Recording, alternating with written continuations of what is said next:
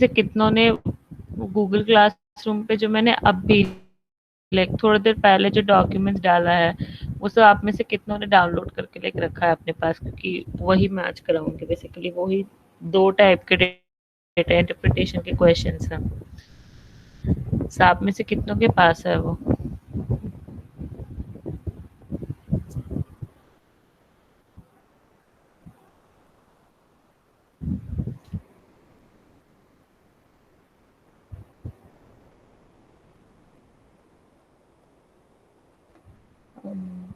तो आर्या ने आपको पिछले क्लास में डेटा इंटरप्रिटेशन कराया था, एवरेजेस थोड़ा कराया था, एंड डेटा इंटरप्रिटेशन में उसने लाइक आपको क्या क्या सिखाया था? लाइक कोई भी अनम्यूट करके बोल सकता है, it's not a big deal. Like मुझे बस एक बार ब्रीफ कर दो कि पिछले बार क्या क्या हुआ था। Ma'am, if you have permission I left class where I said there is a lots of distraction. Okay, अभी ऐसे कुछ स्टार्ट भी नहीं किया है हमने। मेरे पास है, I got it, okay got it. Please कोई एक अपने आप को अनम्यूट करो और मुझे बताओ कि लास्ट क्लास में एग्जैक्टली हुआ क्या क्या था। कोई भी एक। लास्ट क्लास में क्या क्या हुआ था मुझे ब्रीफ करो एक बार की। एंड चैट बॉक्स में नहीं, अनम्यूट करके लेकर, अगर जो भी अनम्यूट कर सकता है तो इट वुड बी बेटर।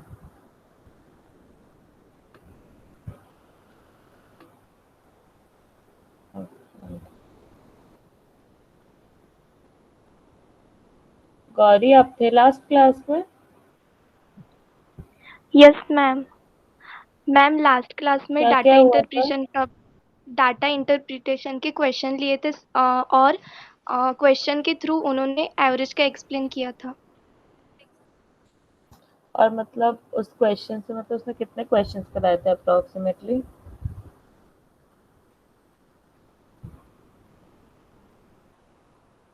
ये छोड़ो, अभी वो सब मैम छोड़ते हैं, मे लाइक बी हम लोग 5 आगे बढ़ते क्वेश्चन। हैं।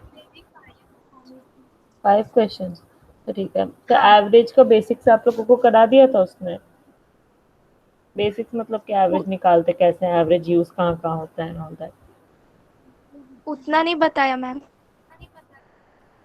हाँ, तो अभी सब लोग मेरा बात ध्यान से सुनो।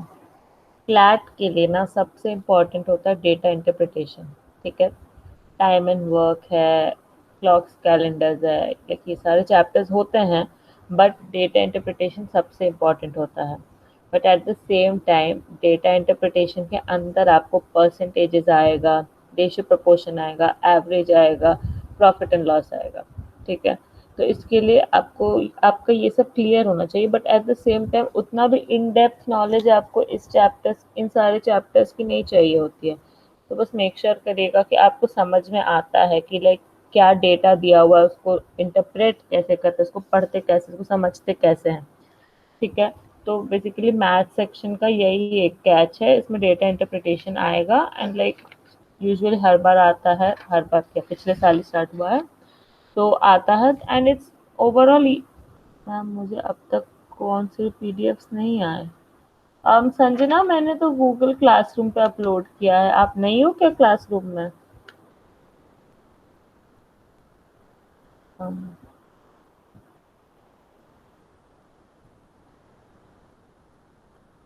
मुझे एक्चुअली पता नहीं कि आप हो कि नहीं हो गूगल क्लासरूम में, क्योंकि मैं उधर ही अपलोड करती हूँ जो भी है।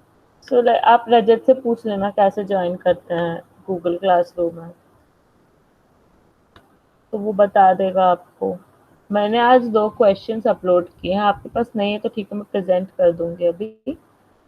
तो आज सबसे पहले लाइक मैं वो क्वेश्चंस कराऊंगी, एंड प्लीज़ कोई भी आंसर चैट बॉक्स में मत लिखना, मैं जिससे पूछूंगी प्लीज़ वो बताना, क्योंकि हम लास्ट क्लास में पजल्स तो वो आर्या कराया था लॉजिक में, पजल्स मैथ्स में नहीं है। तो मुझे पता चला है कि उसने 3 क्लासेस लगातार ली हैं, तो उसमें से 2 लॉजिक की क्लासेस थी एंड एक मैथ्स का था, सिर्फ सैटरडे को मैथ्स था जिसमें वो डेटा इंटरप्रिटेशन कराया था, पजल्स वगैरह लॉजिक में था।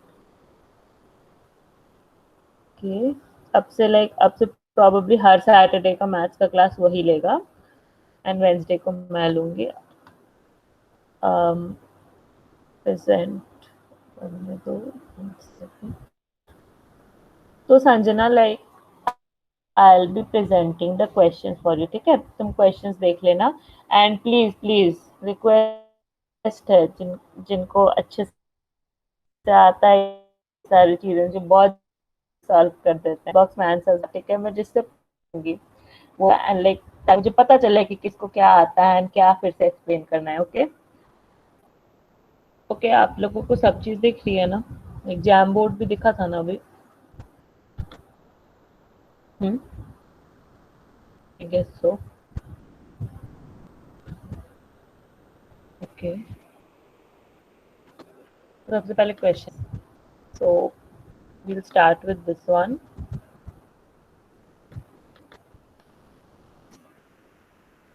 सो आप लोग पहले क्वेश्चन पढ़िएगा, एंड ये देखिए, ये डेटा दिया हुआ है, ये जो बार ग्राफ्स दिए हुए हैं, 1 2 1 2 3 4, फोर सही हो गया, 5 बार ग्राफ्स हैं इस क्वेश्चन में। एंड उसके बाद आते हैं आपके सारे क्वेश्चन, अगर आप देखो तो आंसर करने का मतलब है कि आपको ये सारे questions on the basis of दो बार ग्राफ्स के सॉल्व करना है। सो आप क्वेश्चन पढ़ो, जिसके पास पीडीएफ डाउन किया हुआ है वो पीडीएफ अपने अपने पास से पढ़ो, जिसके पास नहीं है वो मेरी स्क्रीन से पढ़ो। एंड हो सके तो चैट बॉक्स मत यूज करना, क्योंकि मुझे अभी देख नहीं रहा है बॉक्स।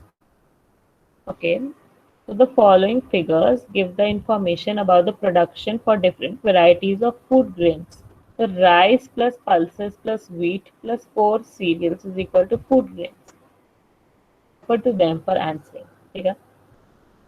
तो इस बार ग्राफ में इसका मतलब है कि सारे बार ग्राफ्स में एग्जैक्टली दिया हुआ क्या है।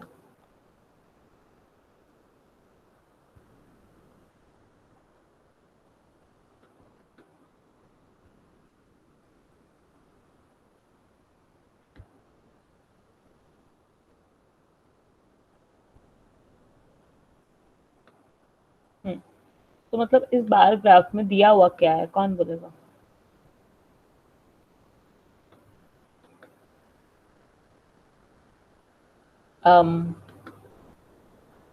गौतम, आप ट्राई करोगे? अब बस ट्राई करो, मैं help कराऊंगी।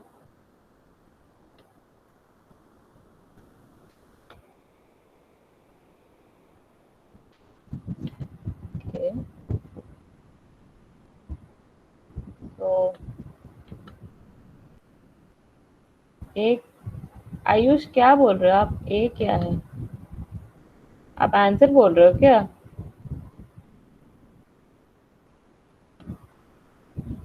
Yes please Kabir, please unmute yourself, please please, it's better. तो यस, ये food grain production over the years दिया हुआ है। तो आप इसको ध्यान से समझिएगा, क्योंकि ऐसे ही क्वेश्चंस आएंगे, तो आपको पहले ग्राफ समझना आना चाहिए। So the following figures gives the information about the production for different varieties of food grains। तो इसका मत ओके ओके आयुष, ओके। तो इसका मतलब ये आप बता रहे कि किस साल कितना प्रोड्यूस हुआ है। And eight the same time वो ये भी बोल रहे हैं कि राइस, पल्सेस, व्हीट और कोर्स सीरियल्स के क्यूमुलेट जा रहा है कि राइस, पल्सेस, व्हीट और कोर्स सीरियल्स को एक साथ अगर कंसिडर करो तो फूड ग्रेन्स हम लोग मान रहे हैं।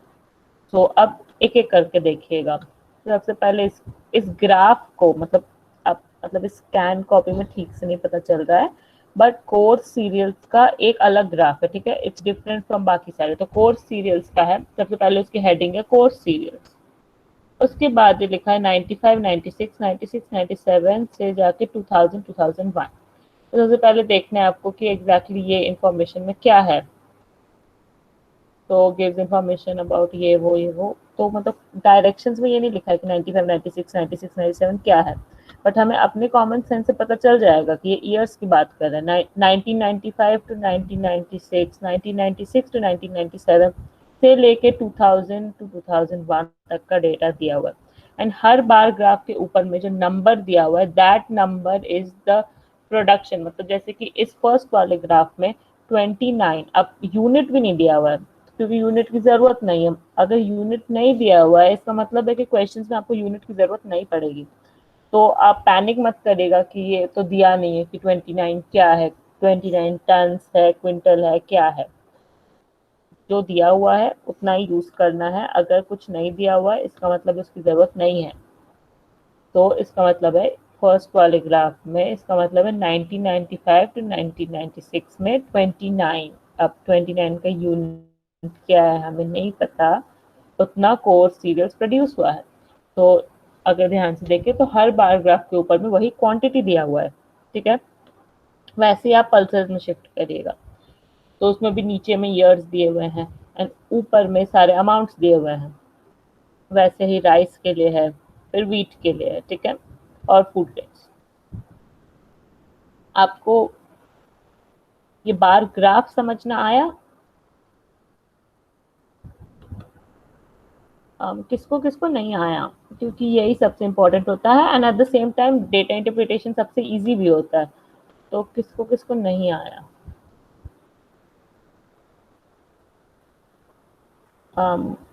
रजत, आप यस आप मैम, समझा कुछ मैम। ट्राई करना चाहोगे? लाइक आपको समझ में आया सारा चीज? Yes ma'am. ये राइस वाले में 99 टू 2000 क्या दिया हुआ है? मैम उसका प्रोडक्शन दिया है कि कितना है करके, कितना बड़ा है। ये 99 टू 2000 वाला ना? मैम क्लियर है मैम। Okay good. और ये ऊपर वाला मैम वही 89.4? का प्रोडक्शन है मैम, कितना इतने साल में कितना प्रोडक्शन हुआ। और यूनिट कहाँ पे दिया हुआ है? मैम यूनिट नहीं दिया है। तो यूनिट नहीं दिया है तो फिर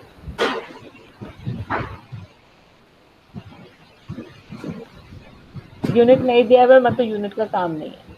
अगर यूनिट का जरूरत होता तो वो लोग जरूर बता देते क्वेश्चन में, ठीक है। मूविंग ऑन, अब आगे। ओके गौतम, हम और कौन है? संजना, आपको समझ में आ रहा है? संजना, आयुष, होपफुली आ रहा है। अगर नहीं आ रहा है तो प्लीज चैट बॉक्स में लिख दीजिएगा। Okay, so question number one, basically 136. Which food grain can be said to have displayed an identical trend in its production as the total food grain production over the entire period? Okay, तो इस question का meaning क्या है, कौन बताएगा? Which food grain can be said to have displayed an identical trend in its production as the total food grain production over the entire period? Trend से इस question में क्या मतलब है? मतलब what do they mean by trend? Trend क्यों लिखा हुआ है इसमें? कौन बोलेगा? कोई भी ट्राई कर सकता है। ओके, किसी के पास कोई और है?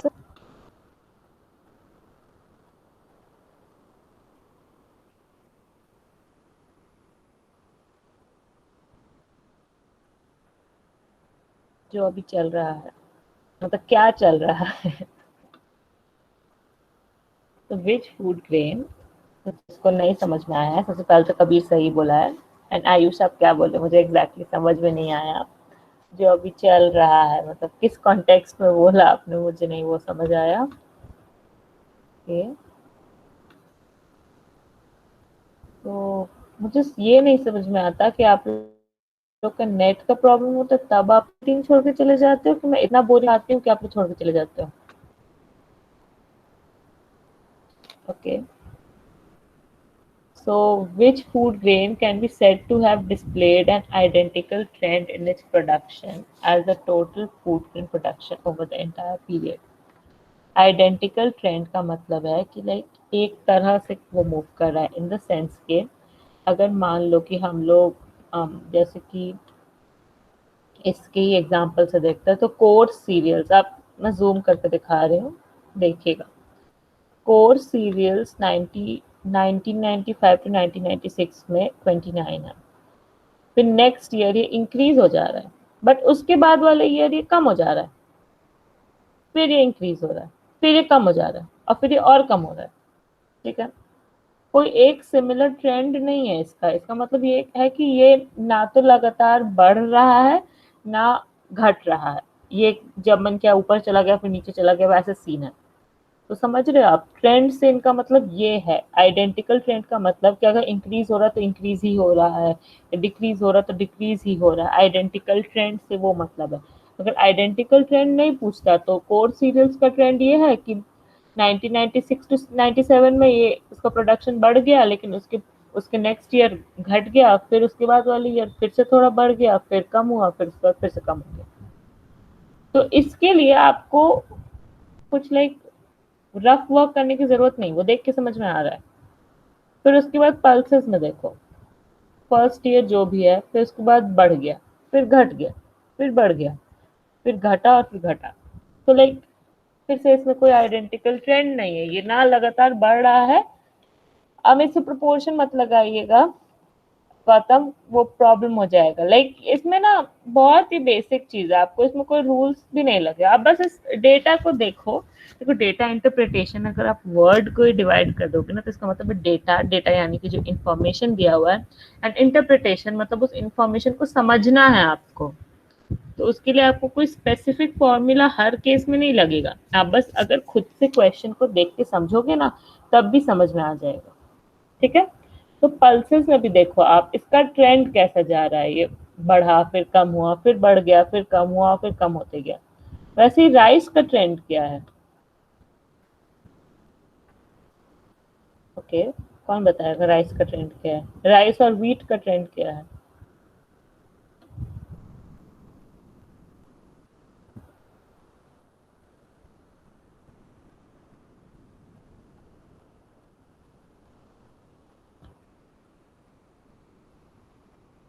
ओके, कौन बताएगा? देखो राइस में अगर देखो, फिर बढ़ा, फिर थोड़ा सा बढ़ा, फिर और ज्यादा बढ़ गया, फिर और ज्यादा बढ़ा, फिर कम हो गया। एंड व्हीट में आप देखो कि वो बार ग्राफ ऑलमोस्ट सेम ही है सब में, बहुत मिनिमल डिफरेंस है। अगर ऐसे रफली आप देखो तो कोई खास अंतर नहीं पता चलेगा, जैसे कि बाकी सब में है। जैसे कि कोर्स सीरियल्स में भी लाइक, बट इधर बहुत बड़ा जंप हो जाता है। अगर आप इसमें ध्यान से देखो तो बाकी सब में एक सिग्निफिकेंट अप डाउन हो रहा है, बट वीट में वैसा कुछ नहीं हो रहा है। वीट में पता नहीं, इसको कुछ फर्क पड़ नहीं रहा है वीट में। एंड सबसे बड़ा बात है ना कि इस क्वेश्चन में they are not asking you for anything specific. ये बस बोले कि which food grain can be said to have displayed an identical trend in its production as the total production of the over the entire period. अगर ध्यान से देखो तो उस हिसाब से तो आंसर वीट होगा, क्योंकि बस इसका लाइक रफली उसके बार ग्राफ को ही एनालाइज कर लो। लाइक बस इसमें एक जगह पे बहुत इरेटिक सा ट्रेंड है यहाँ पे एंड यहाँ फर्स्ट ईयर में, अदरवाइज इट्स लाइक सेम ही जा रहा है। 69.3 से 66.3 फिर 71.2 फिर 75.5। Like you are getting my point. इसका लाइक कोई फॉर्मूला वगैरह नहीं है, इट्स मोर लाइक इरेटिक सा है। एंड आपको बस विजुअल इंस्पेक्शन से, विजुअल इंस्पेक्शन से इन द सेंस कि आपको बस बार ग्राफ देखना है एंड बार ग्राफ को देख के समझना है कि एग्जैक्टली क्या होगा। तो इसका आंसर एक्चुअली वीट होगा, इवन दो लगेगा कि कोर्स ग्रेन भी हो सकता है, but actually it would be wheat.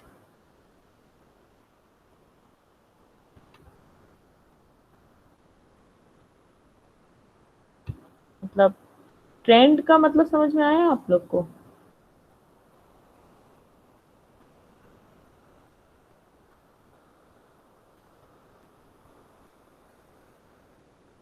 Basically वो मतलब नहीं है इसमें आयुष। इसमें बेसिकली वो क्या बताना चाह रहे हैं, वो आपको बस बोलना चाह रहे हैं ऑलमोस्ट एन आइडेंटिकल ट्रेंड। तो बेसिकली आपको बस विजुअली देखना है, ठीक है। इस क्वेश्चन का ना कोई डेफिनेट मीनिंग नहीं है, इन द सेंस कि आपको ये कोई डेफिनेट चीज या कोई डेफिनेट परसेंटेज नहीं पूछा है। ये बस पूछा है कि लाइक किसका ट्रेंड ऑलमोस्ट आइडेंटिकल सा रहा है थ्रू आउट द पीरियड। तो उस हिसाब से अगर आप देखो तो वीट होगा। इंक्रीज तो सभी हो रहा है कहीं ना कहीं पे,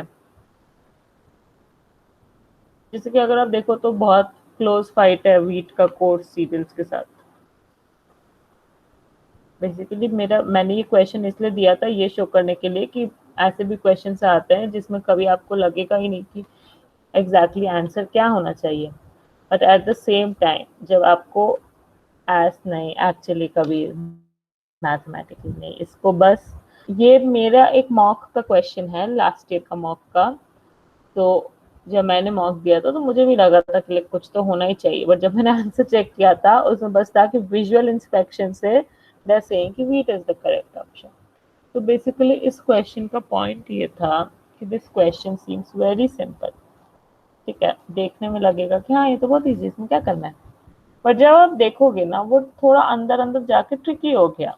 क्योंकि अगर आप बहुत ध्यान से देखोगे तो coarse cereals and wheat almost same ही ट्रेंड दिखा रहे, देखो इनका इसका ग्राफ देखो, सब तो सेम ही लग रहा है मुझे तो देखने में, मतलब ऑलमोस्ट सेम ही है 29 34.1, but at the same time like pulses में फिर भी पता चल रहा है कि ऊपर नीचे हुआ है, राइस में बहुत ऊपर गया फिर नीचे गया, it was not the same.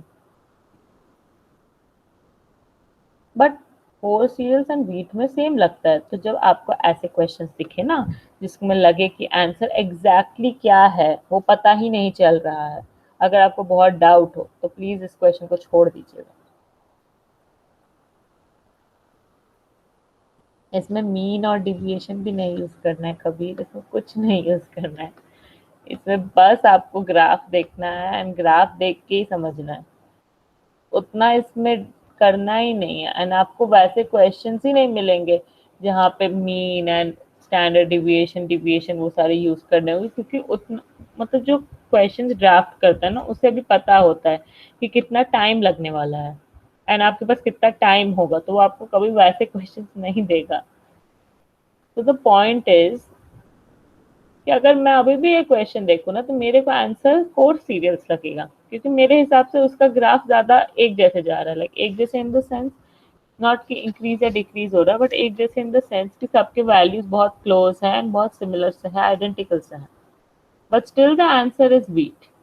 And मैंने क्वेश्चन ड्राफ्ट नहीं किया है, मैं चेंज नहीं कर सकती, so still the answer would be wheat.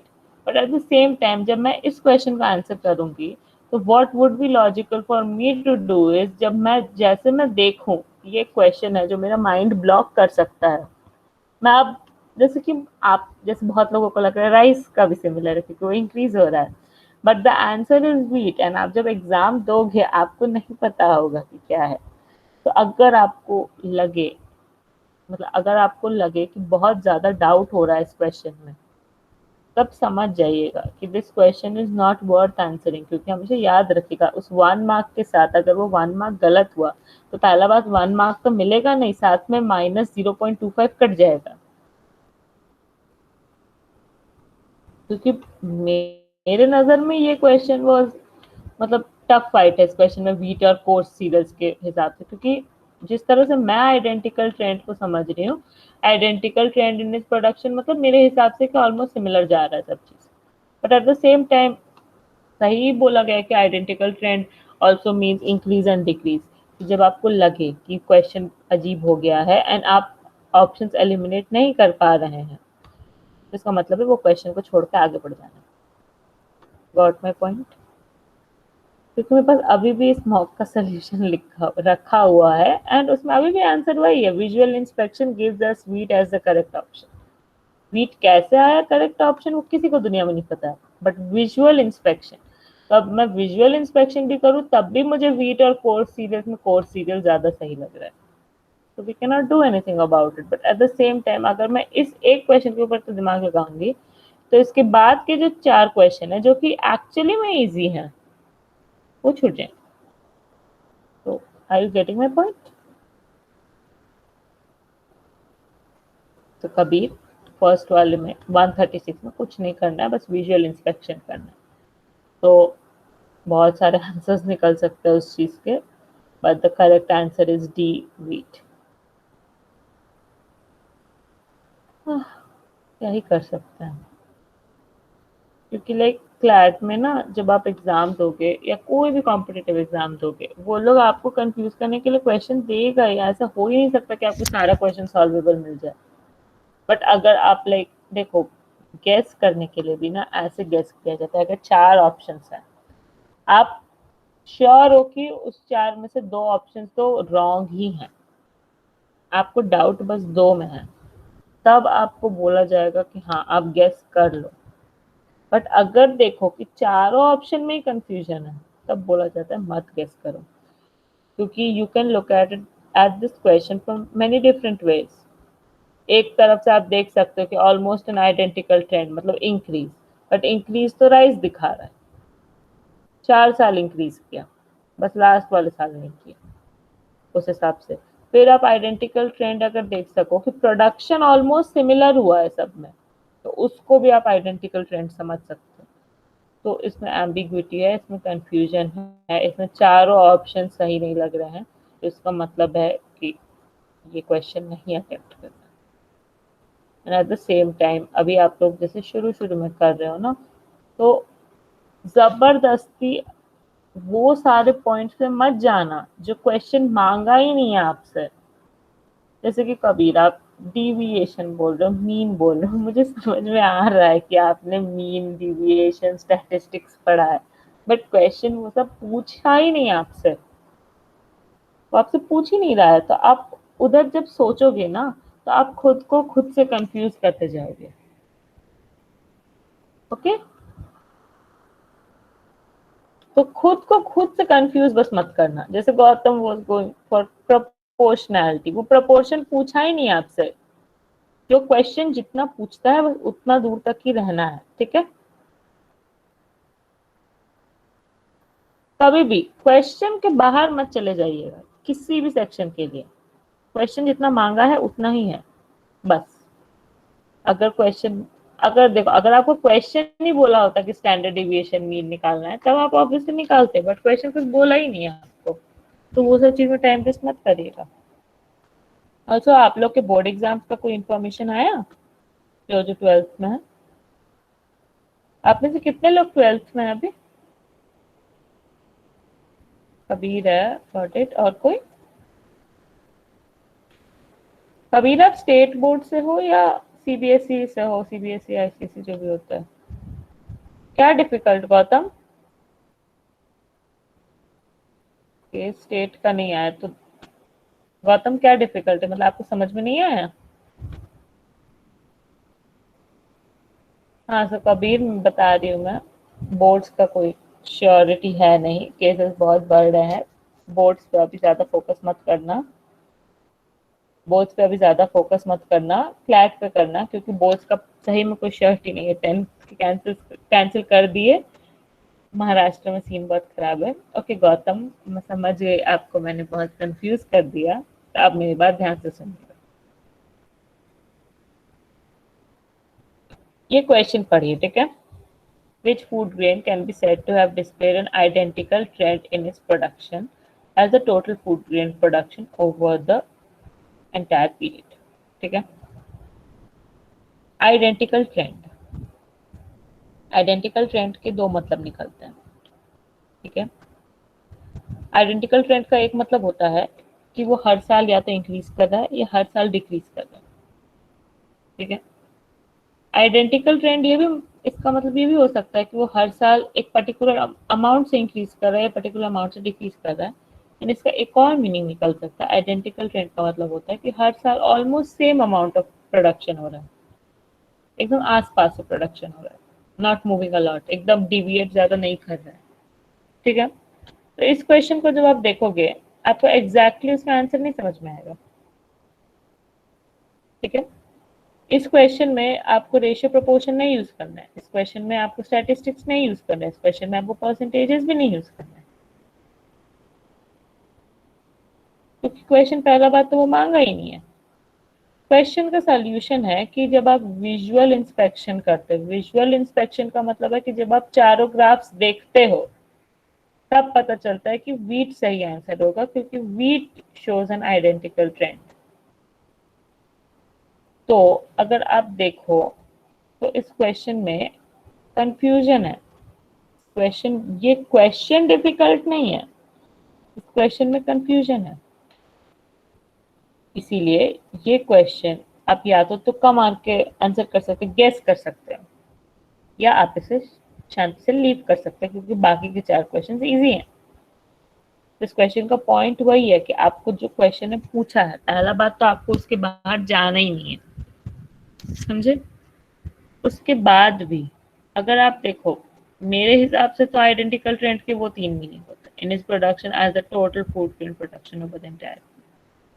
अगर आप चाहो तो आप परसेंटेजेस में भी जा सकते हैं, परसेंटेज निकाल सकते हैं इस क्वेश्चन में, बट मैंने आपको सोल्यूशन बताया कि सोल्यूशन में they never did any of that.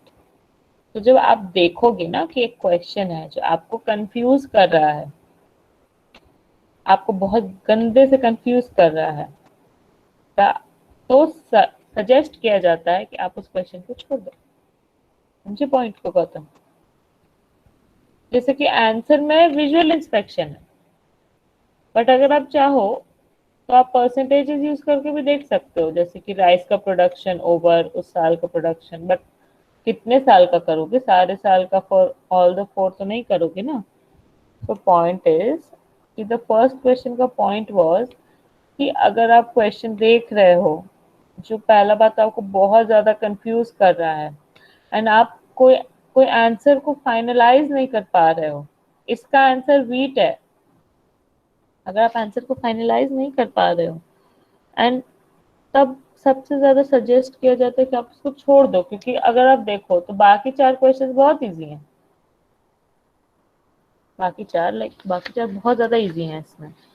तो आपको +4, आपको 4 मार्क्स मिल सकते हैं, but at the same time अगर आप फर्स्ट वाले पे टाइम वेस्ट करोगे तो चांसेस हैं कि आपको 1 मार्क्स तो नहीं मिलेगा, बट अगर गलत मार्क कर दिए तो 0.25 मार्क्स जरूर कट जाएंगे। समझे।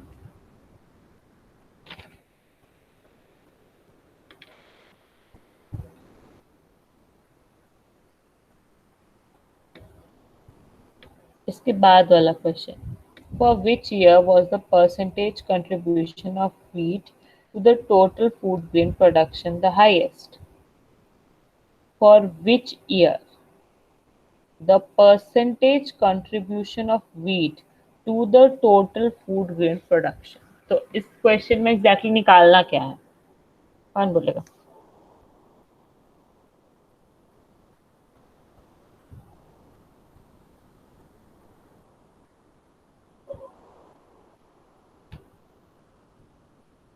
कौन बोलेगा।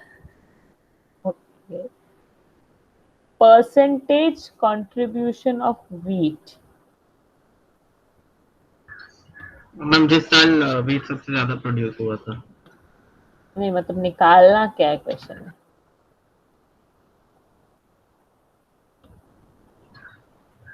परसेंटेज, सबसे पहले तो आपको परसेंटेज दिखेगा, contribution of wheat to the total food grain production. ठीक है, इसमें इसका मतलब है इस क्वेश्चन का, ध्यान से देखिएगा। फॉर विच ईयर, मतलब सबसे पहले ईयर्स दिए हुए भी हैं ऑप्शन में, तो कौन सा year. Percentage contribution of wheat to the total food grain production, इसका मतलब है व्हीट का production to the total food grain production किस साल में हाईएस्ट था। इसका मतलब है आपको निकालना है टाइप करने का ऑप्शन होता है इसमें।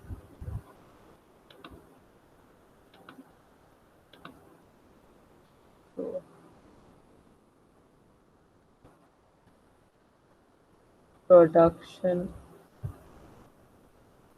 of wheat in that year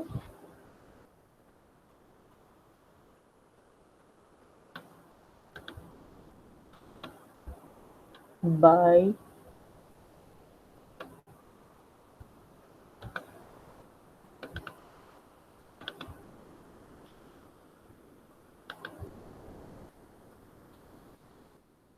total production of food grains in that year।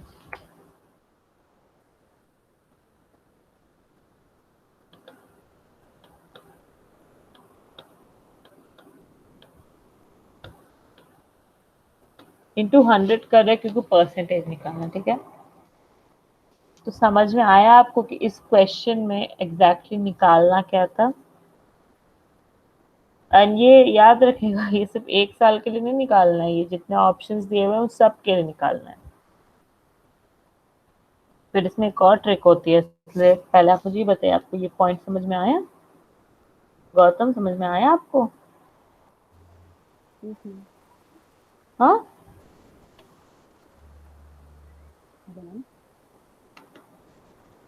आवाज नहीं आ रही है आपके पीछे, तो जोर से बोलिए। हेलो मैम, अब आ रहे? हाँ, आपको समझ में आया? बस प्रोडक्शन विथ इसका ये देखो। क्वेश्चन पढ़ो पहले मेरे लिए। Gautam, read the question. For which years was the percentage contribution of the wheat to the total food grains production the highest? अब तोड़ तोड़ के पढ़ो।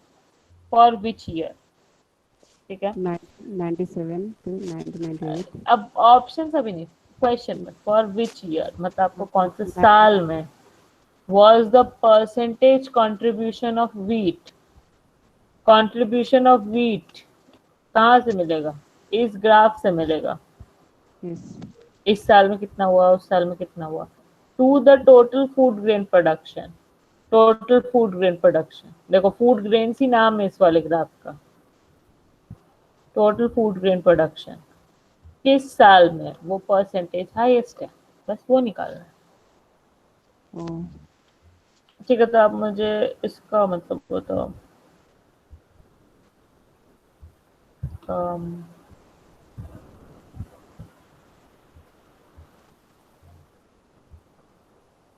okay.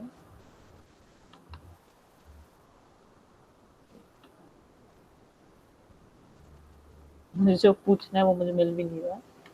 ओके, तो फिर तो आपको ये पॉइंट सही से समझ में आया गौतम? कौन सा मैम? ये पॉइंट समझ में आया आपको कि क्यों हमने वो ये निकाला? ये मैंने जैम बोर्ड पे लिखा था ना, ये Yes इस मैम. क्वेश्चन में हर साल के लिए हमें ये निकालना है। Yes.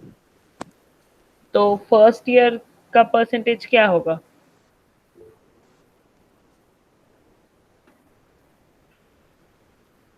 नहीं, फूड ग्रेन्स का एडिशन नहीं करना होगा, क्योंकि फूड ग्रेन्स का ग्राफ अलग दिया हुआ है।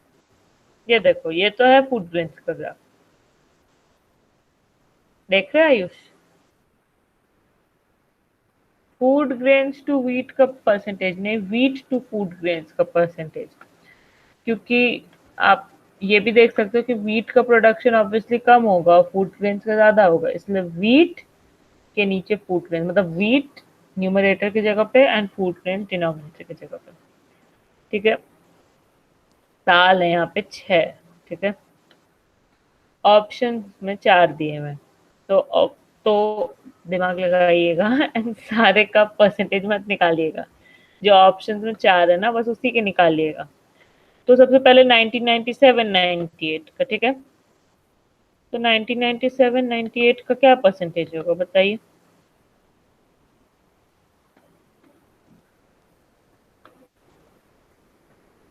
एट द सेम टाइम एक और चीज यहाँ बताना, आप कभी भी डेसिमल तक मत परसेंटेज निकालिएगा, समझे? डेसिमल पॉइंट तक जाने की जरूरत ही नहीं पड़ेगी आपको।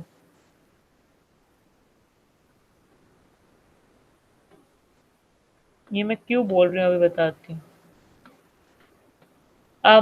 ये 1997 98 में व्हीट का प्रोडक्शन कितना था बताइए? नहीं, राउंड ऑफ भी नहीं करना है आयुष, कुछ नहीं करना, मैं बता रही हूँ।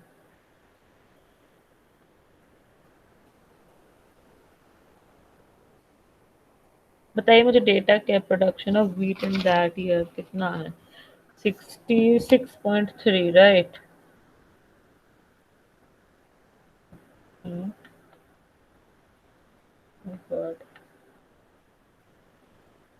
by 192.2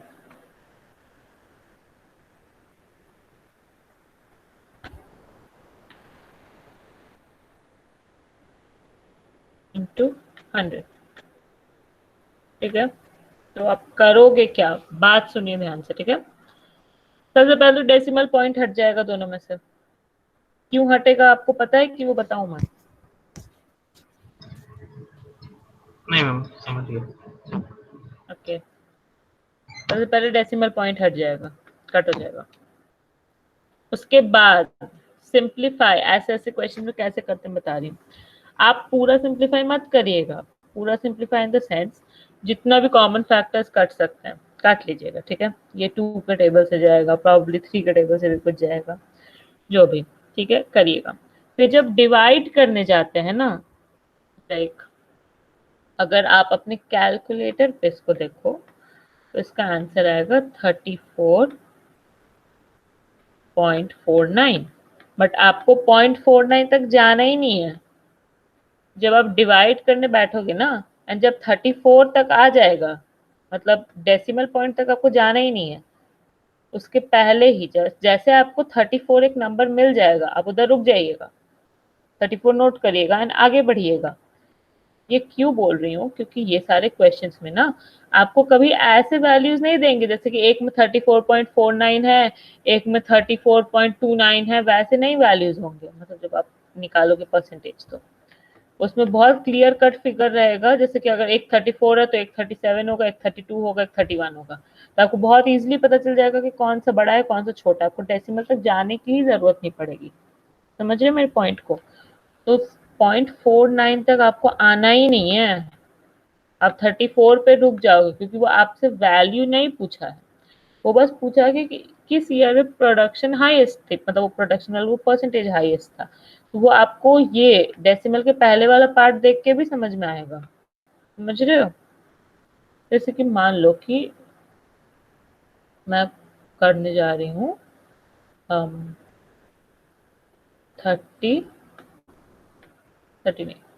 300 डिवाइडेड बाय 7, ठीक है।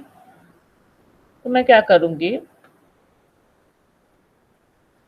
मैं इसको डिवाइड करना चालू करूंगी एक डेसिमल पॉइंट में आंसर लाने के लिए, क्योंकि मुझे इजी होगा फिर कंपेयर कर देना, ठीक है। तो सबसे पहले ये 4 से जाएगा, मैं 28 डालूंगी,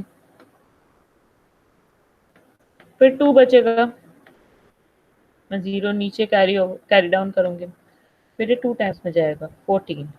मैं बस इधर रुक जाऊंगी, 14 लिख के, तब रिमाइंडर निकालने की भी जरूरत नहीं।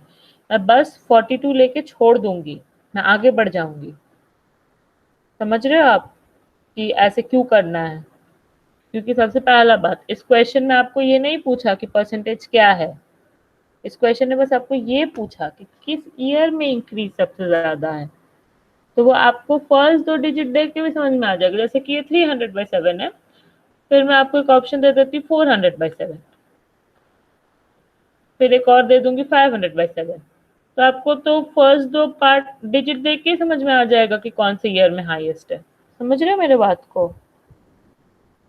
ये किसी को कुछ बोलना पड़ेगा कि समझ रहे हो कि नहीं, क्योंकि ये ट्रिक होती है। क्योंकि अगर आप पूरे एंड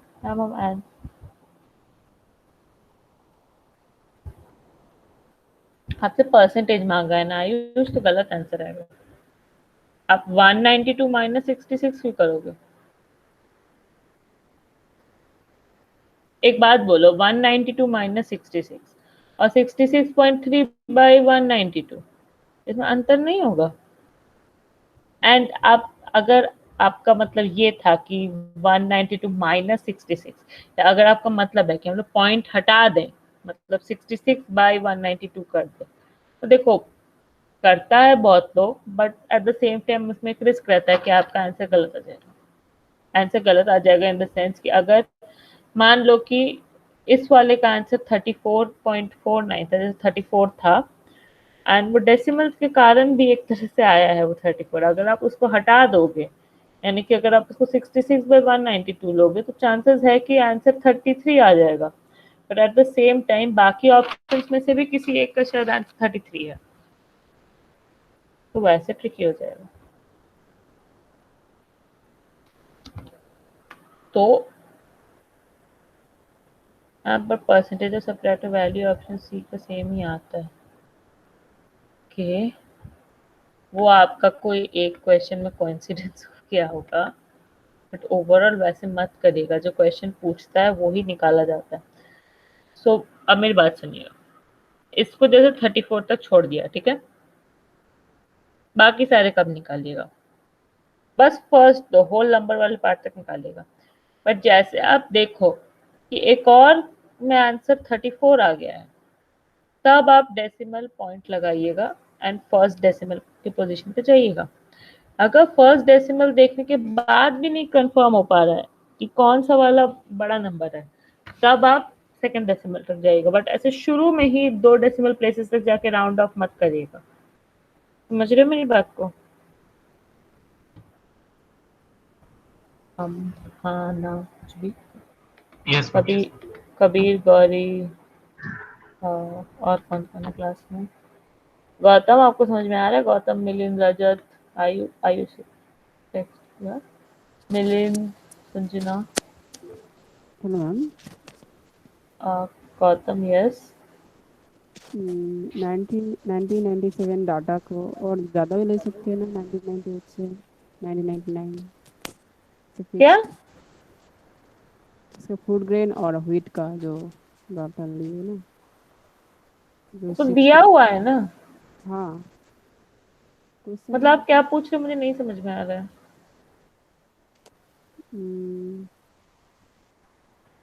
आप जैसे कि बताओ। हाँ, 66.3 बाई 192.2 लिए गए, तो हाँ, परसेंटेज भी लगाए, तो दूसरे भी ले सकता है ना डाटा। दूसरा तो लेना ही पड़ेगा, ये तो 1997 98 का था। फिर इसके बाद आपको लेना होगा, इसके बाद जो ऑप्शन दिया हुआ था उसका डेटा लेना पड़ेगा। इसके बाद का ऑप्शन में है आपका 1998 99, फिर उसके बाद उसका निकालना होगा। फिर उसके बाद 1999 2000 का निकालना होगा। फिर 2000 2001 का निकालना होगा। फिर उसके बाद देखना होगा कि सबसे सबसे हाईएस्ट परसेंटेज किसका है। तो अगर आप देखो, मुझे लग रहा है कि आपको समझ में नहीं आया। ओके, सो पहले मैं जो पूछ रही हूँ वो आप लोग करो। अब आप सब लोग, मैंने जो जिसको जिसको समझ में आया है, मैंने जो अभी पॉइंट बोला कि पूरा एंड तक डेसिमल के नहीं जाते हैं और डेसिमल में ही नहीं जाते हैं, बस फर्स्ट 2 डिजिट लेके आगे बढ़ जाते हैं। तो आप लोग सब इसके जो 4 ऑप्शंस दिए गए हैं उसका परसेंटेज वैल्यूज निकालो एंड पूरे डेसिमल तक मत जाना। लाइक जैसे कि इसमें डेसिमल पॉइंट तक मत जाना, बस आप मुझे बोलो कि लाइक बिना कंप्लीटली परसेंटेज निकाले आपका आंसर मिलता है कि नहीं। कभी तो कुछ इसमें बोलो। तो परसेंटेज आई मीन ये डेसिमल में जाने की जरूरत ही नहीं है, क्योंकि वो यूनिट स्पेस वाला नंबर ही मतलब तीनों में एक है, और जो चौथा ऑप्शन उसमें बड़ा है, तो उसमें उतना डिटेल में जाने की जरूरत नहीं तो आपके हिसाब से आंसर कौन सा वाला है? है। सी 36.15 है। वही वही मेरा हाँ, भी पॉइंट था कि you don't need to go into decimal, आपको जाने की जरूरत नहीं, क्योंकि कोई एक ऑप्शन होगा जिससे पता चल जाएगा कि या तो ये सबसे कम है या ये सबसे ज्यादा है। अगर आप मतलब कोई भी अगर कैलकुलेट कर रहा है तो वो देखेगा 1997 98 में 34 है, 98 99 में भी 34 है, बट 99 से 2000 में 36 है। समझ रहे हो? तो उसी से पता चल जाएगा कि वो 36 वाला होगा, क्योंकि फिर 2000 2001 में फिर 34 आ जाएगा। और आपको पूछा है कि सबसे ज्यादा इंक्रीज किस ईयर में हुआ है, तो वो सी होगा। ये बस टाइम सेव करने के ट्रिक्स होते हैं, क्योंकि this is not a board exam, आपका स्टेप्स कोई देखेगा नहीं, आंसर देखेगा। समझ रहे हो मेरे पॉइंट को? लाइक किसको किसको नहीं समझ में आया? गौरी, आपको समझ में आया? मैम मैं भी वही कर रहा था। Good. Some things need to be said, इसलिए बोलना पड़ता है, वरना बहुत लोगों को ये सब पहले ही पता होता है।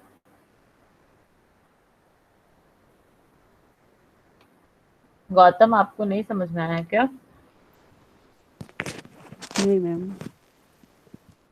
ओके, मैं बता रही हूँ, रुकिए। जी, हम बोल आपको ये वाला, ये कौन था? ओके, तो गौतम मैं दिखा रही हूँ आपको, एक सेकंड। पहले आप मुझे ये बताइए कि आपको ये वाला पार्ट समझ में आया जिसमें बॉक्स बनाया है, ये पार्ट, Yes, ma'am. ठीक है। अब कोई मुझे बताओ इसमें क्लियर स्क्रीन का ऑप्शन कहाँ पे है? हाँ, ठीक है, ठीक है। तो सबसे पहले आप बोलो, सबसे पहले ऑप्शन में कौन से ईयर का मांगा है आपको परसेंटेज, मतलब ऑप्शंस में सबसे पहला ईयर कौन सा है? आई थिंक 1996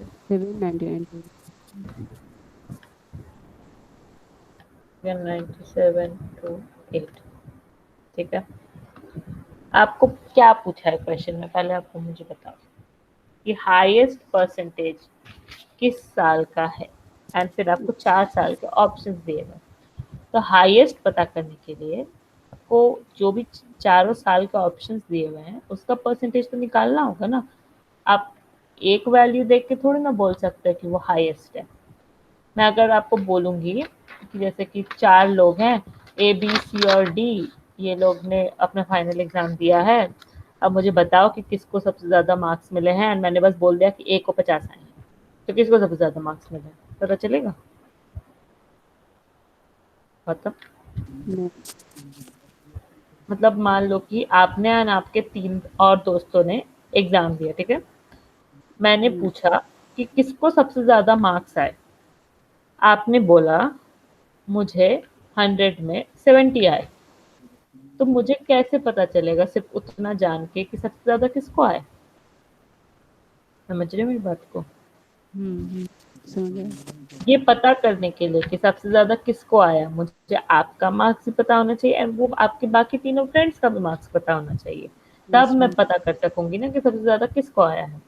मे बी आपको 70 आया है, फिर किसी को 80 आया है, किसी को 40 आया है और किसी को 30 आया है, तब मैं बता सकती हूँ ना कि सबसे ज्यादा किसको आया है, सबसे कम किसको आया है। तो इस केस में भी सबसे पहले आपको 1997 98 का परसेंटेज निकालना होगा, फिर 1998 99 का परसेंटेज निकालना होगा। तो इस केस में 66.3 है बाय बाय 192 पॉइंट। और हाँ, जिसको आता है आप चाहो तो आगे क्वेश्चन सॉल्व कर सकते हो, like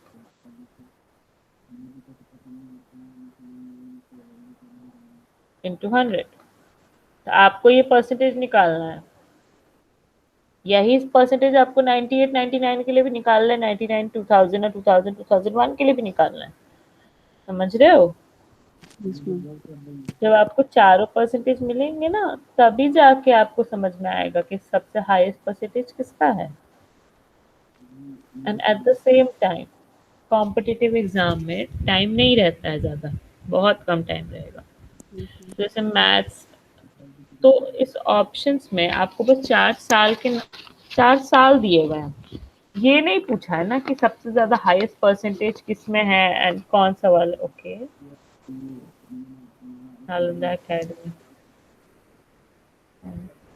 okay, but they did not really ask that.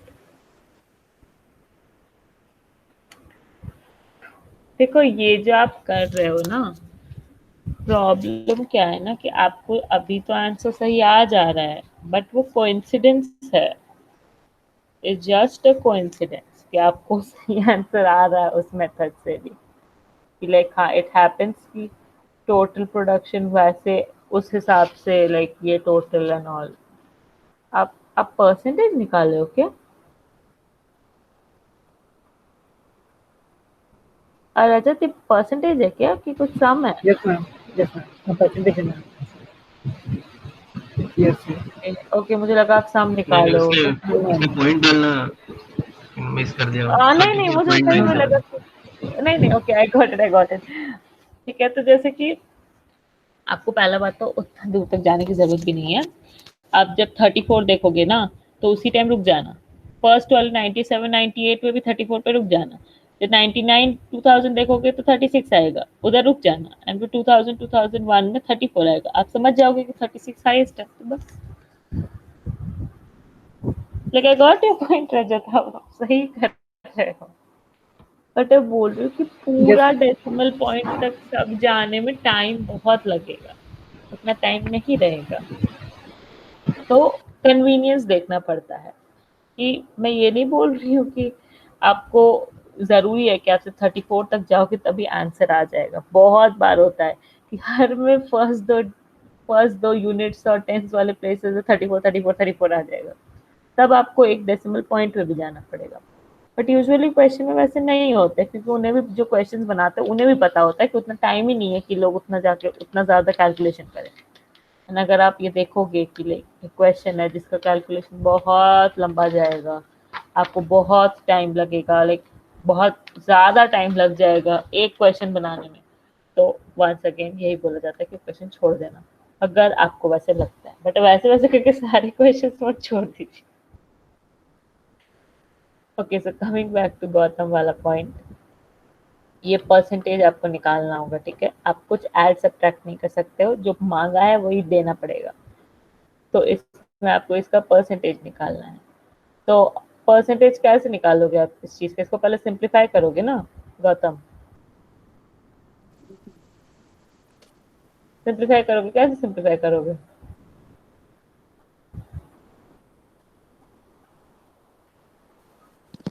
Reduce करना पड़ेगा दोनों, सबसे पहले डेसिमल काटोगे, डेसिमल काटना। डेसिमल कट जाएगा क्योंकि दोनों में सेम जगह पर डेसिमल, ठीक है। फिर 6 + 6 12 3 15, ये 3 के टेबल से जाएगा, बट ये है 10 14, ये 3 के टेबल से नहीं जाएगा। तो सबसे पहले सबसे इजी होता है 2 के टेबल से, ये दो चीज़ को 100 एंड 1922 को सिंप्लीफाई करोगे। फिर आप देखोगे कि और कौन से टेबल से कॉमन जा रहा है, उस हिसाब से आप देखोगे, नहीं मिलेगा तो सीधा डिवीजन पे चले आओगे। वैसे ही सिंप्लीफाई करते हैं ना, ठीक है। गौतम आप मेरे को कुछ और करके बताओ। आप मुझे इतना बड़ा नंबर का सिंप्लीफाई मत करो, आप मुझे ये चारों का आंसर बताओ बस। अम, जो मैंने पिछले बार एग्जांपल दिया था, जो कि इजी भी है, वो हो जाएगा 400/7, फिर 430/7,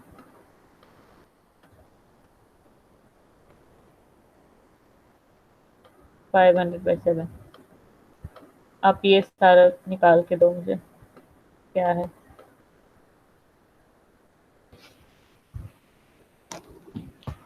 बेसिकली मैं आपको ये सब इसीलिए दे रही हूँ ना, बताने के लिए कि आपको पूरा सिंप्लीफिकेशन करने की जरूरत नहीं है।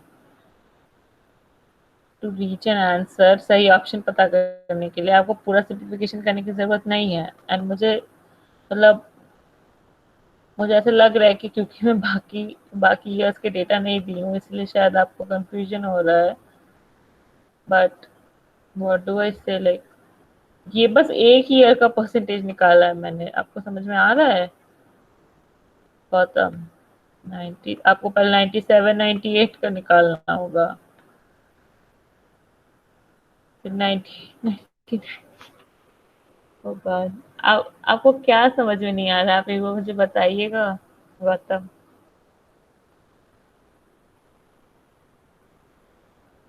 गौतम, हाँ हेलो मैम। यस। इसको रिड्यूस कैसे किए? सिंप्लीफाई करना है ना, हाँ ठीक है। मैं दिखा रही हूँ आपको, एग्जाम्पल दे रही हूँ, वो उतना बड़ा नंबर था इसलिए वो छोड़ दे रही हूँ। 400/7 को कैसे रिड्यूस करोगे बताओ? मतलब 400/7 है, ये परसेंटेज कितना है?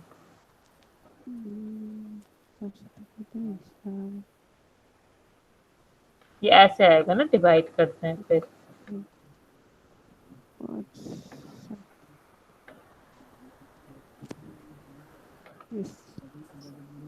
ऐसे कुछ किया जाता है ना। Okay okay.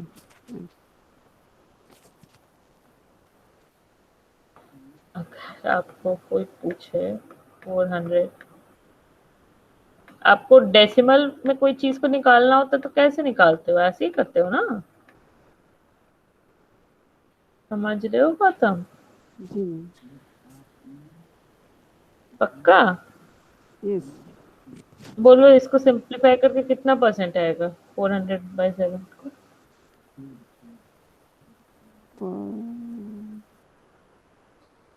देखो सबसे पहले 5 के टेबल से जाएगा, मतलब 5 टाइम्स से जाएगा ये 35,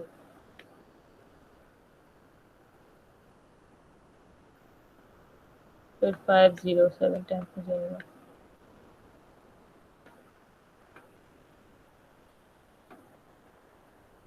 फोर्टी नाइन। फिर जब ये रिमाइंडर बचता है तो उसके बाद क्या करते हैं, क्या करते हैं, डेसिमल पॉइंट डालते हैं।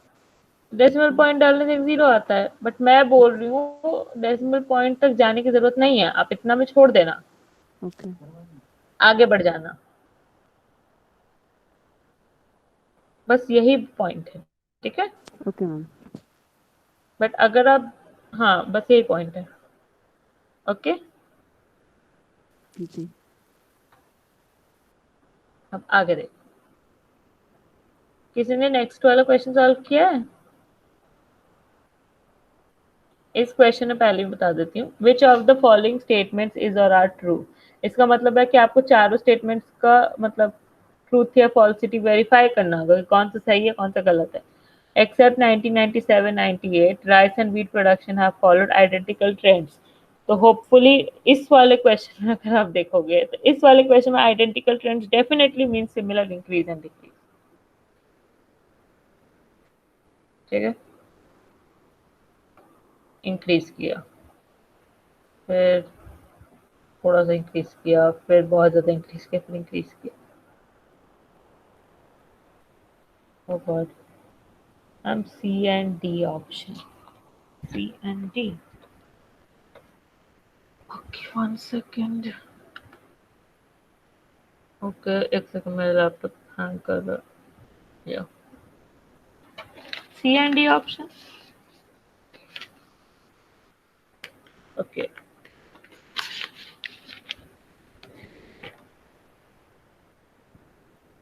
C and D क्या आयुष? C और D. Okay. D है, D है। Yeah, I guess D. Oh no, D नहीं है, sorry. एक सेकंड। A है answer actually. 1. Except 1997-98, rice and wheat production have followed identical trends.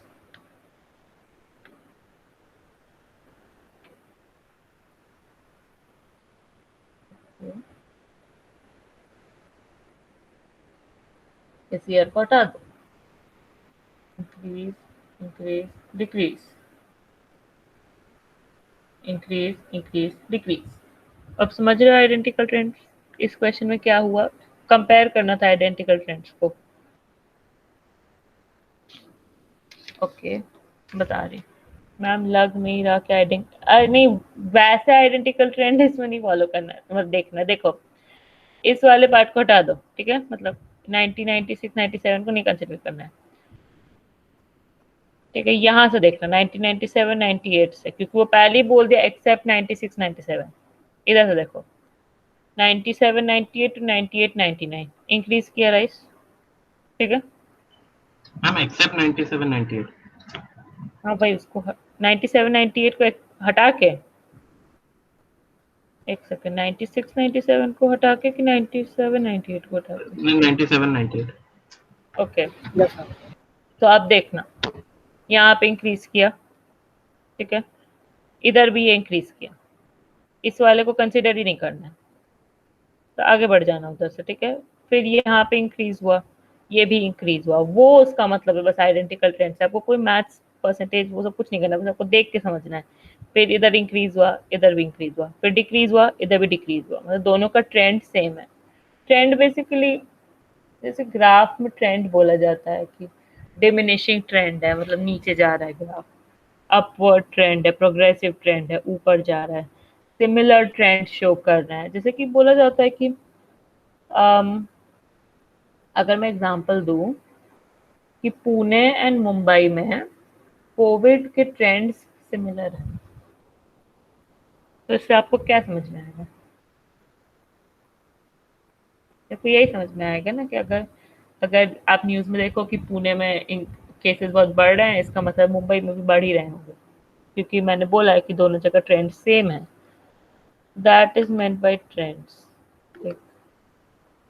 Okay, इसमें भी आपको कुछ करना नहीं है, आपको बस देखना है। एंड जो बोला एक्सेप्ट विच ईयर, तो आप उस ईयर को हटा दो, क्योंकि एक्सेप्ट 97 98 क्यों बोला आप देखो, क्योंकि 97 98 में राइस में इंक्रीज हुआ बट व्हीट में डिक्रीज हुआ, इसीलिए बोला एक्सेप्ट 97 98 बोला। तो इसका मतलब है कि फर्स्ट स्टेटमेंट सही है। Pulses production can be expected to increase in 2001 2002। फिर आपको इसमें कुछ करना भी नहीं है, इसमें आप देखो पल्सेस का प्रोडक्शन कम हुआ, फिर से कम हो गया। तो अब आप एक्सपेक्ट कैसे कर सकते हो कि पल्सेस का प्रोडक्शन इंक्रीज हो जाएगा? लाइक अगर ट्रेंड देखोगे, ट्रेंड देखने का मतलब कि कैसे चल रहा है उस हिसाब से देखोगे, तो जिस तरह से सब चीज चल रहा है हमें वही लगेगा कि आने वाले साल में भी कम ही जाएगा। वो अलग बात है कि कोई मतलब कुछ महान सा चीज हो गया एंड बढ़ गया, बट ट्रेंड देख के नहीं वो पता चलेगा। आप मेरे पॉइंट को समझ रहे हो? लाइक ये क्वेश्चन में ना आपको कुछ करना नहीं है, ऐसे बस ग्राफ देखना है। अब किसको किसको नहीं समझ में आ रहा है? आयुष आपको समझ में आ गया, गुड। गौरी आपको समझ में आ रहा है? गौरी, कबीर, गौतम, मिलिंद, रजत, संजना। यस मैम, समझ। Yes ma'am. लाइक अगर आपको नहीं समझ में आ रहा है तो प्लीज बता दीजिएगा मेरे को।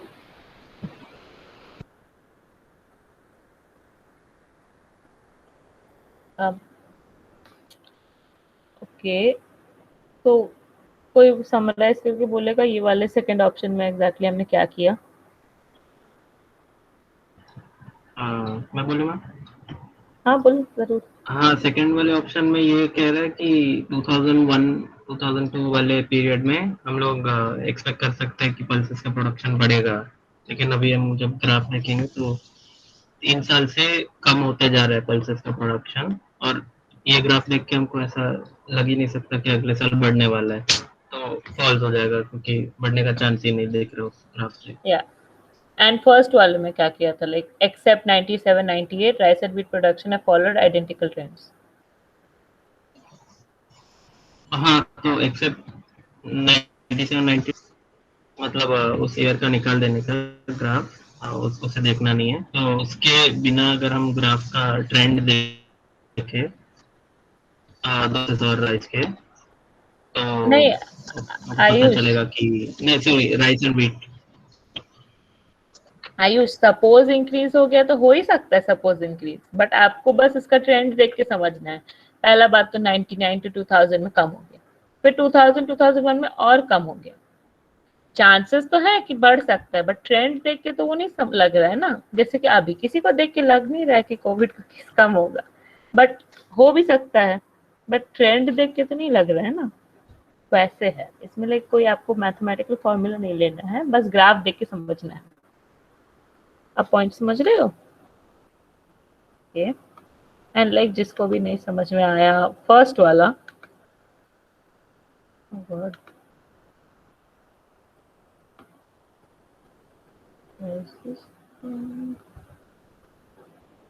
तो देखो राइस का यहाँ पे प्रोडक्शन इंक्रीज हुआ, ठीक है।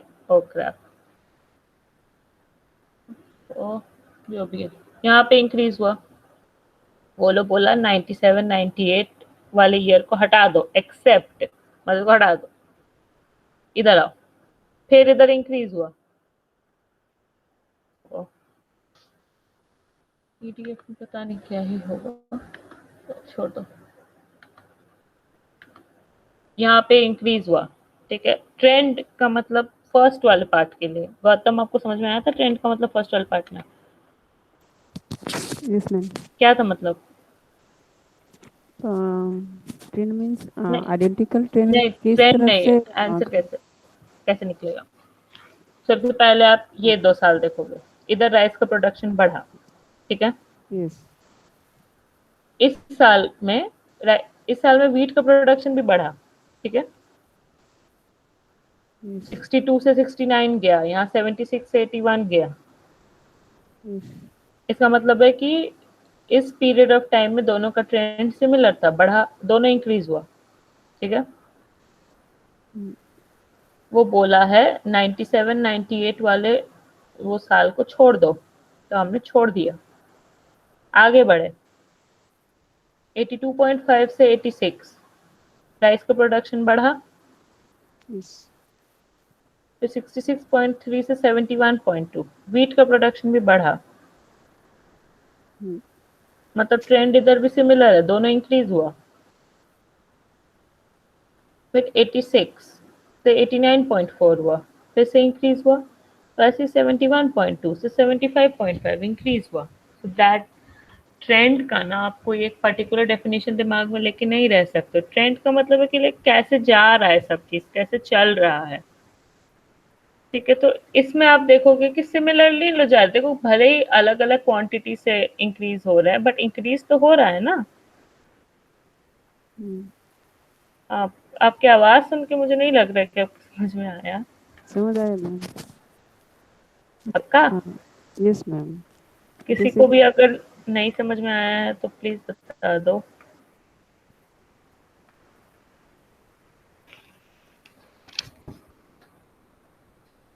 किसी को नहीं समझ में आया तो प्लीज बता दो। ओके, उसके बाद वाले थर्ड ऑप्शन में the highest percentage increase in coarse cereals production between two successive years over the period was higher than the same figures for pulses। इसका मतलब है कि आपको सबसे पहले देखना है क्या हुआ कभी, do you want to try? नहीं मैम, तो अभी जो पहले वाले में नहीं मैम, आप पूरा एक्सप्लेन कर दीजिए, मैं लास्ट में नहीं नहीं, बताओ बताओ बताओ, पहले बताओ। नहीं, मेरा क्वेश्चन फोर्थ ऑप्शन के लिए भी है, इसलिए फोर्थ ऑप्शन के बाद पूछता हूँ। नहीं बोल लो, आप स्टार्ट किए तो बता दो क्या हुआ। नहीं, हाँ कंटिन्यू बोलो। करें मैम। अब मैं बोल रही हूँ, बता दो। क्या पता तुम्हारे क्वेश्चन से मेरा एक्सप्लेन करने का पॉइंट, मतलब एक्सप्लेन करना ज्यादा इजी हो जाए। पूछ लो, क्या? नहीं नहीं, एक्सप्लेन। बोल लो बोल लो बोल लो। हाँ, तो मैम फ्रेम नहीं होगा सेंटेंस, मैं करता हूँ फिर आपको बता दूंगा फोर्थ ऑप्शन के बाद। आप कंटिन्यू करिए। अब देखो, थर्ड ऑप्शन जो है, highest percentage increase in coarse cereals production between two successive years over the period was higher than the same figures for pulses। Two successive years मतलब आगे पीछे के 2 साल, ठीक है। was higher than the same figures for pulses, तो इसका मतलब है कि आपको सबसे पहले देखना है कि कौन से, मतलब कौन से पीरियड में कोर्स सीरियल्स का प्रोडक्शन सबसे ज़्यादा इंक्रीज हुआ। फिर आपको उस इंक्रीज को पल्सेस के इंक्रीज में ड्यूरिंग द सेम टाइम में कंपेयर करना है, समझे। एंड फिर आपको वेरीफाई करना है कि वो बात सही बोला कि गलत, कि वो highest percentage increase in course serial production between to successive years was higher than the same figures for pulses। तो आपको बस वही वेरीफाई करना है। मैं ये सबका डिटेल सोल्यूशन भी दूंगी, इसलिए वो चिंता की बात नहीं है, बस आप क्वेश्चन प्लीज समझने का कोशिश करो।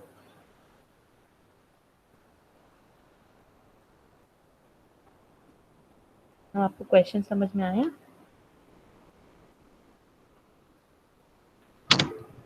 जी ma'am.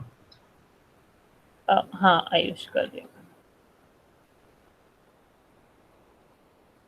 Highest percentage increase in course serial production between two successive years over the period was higher than the same figure for pulses।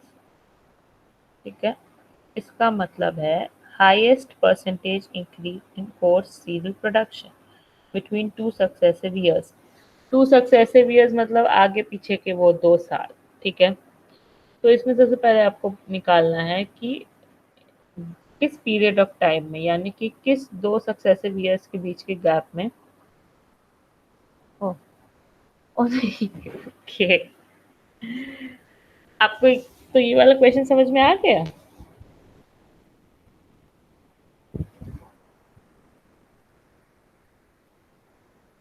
किसको ये क्वेश्चन नहीं समझ में आया?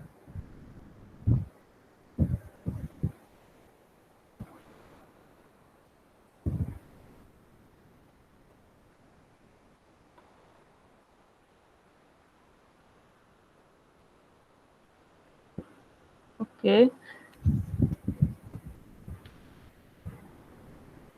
आपको बेसिकली इसमें बस देखना है कि कोर सीरियल अरे आप सबके लिए तो नहीं बोल सकते ना आयुष, को नहीं आया होगा। आपको नहीं समझ में आया गौतम? ओके, मुझे मैम आपको नहीं समझ में आया। अगर आपको नहीं समझ में आया के लिए यस मैम है, कि आपको समझ में आ गया उसके लिए यस मैम है। आप अनम्यूट कर सकते हो।